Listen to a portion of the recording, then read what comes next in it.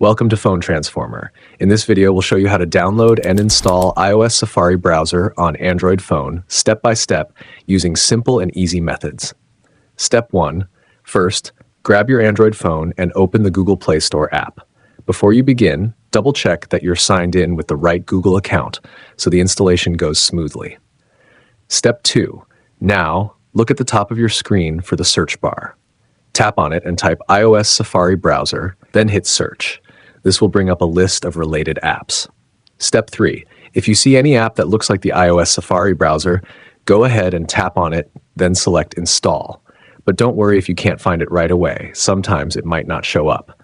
Step 4. In that case, you can install an alternative called the Savannah browser. This app gives a similar Safari-style experience.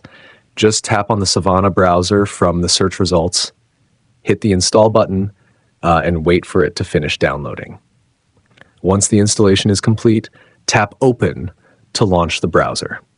You're now ready to enjoy a Safari-like browsing experience on your Android device. Thanks for watching, and please subscribe to the channel.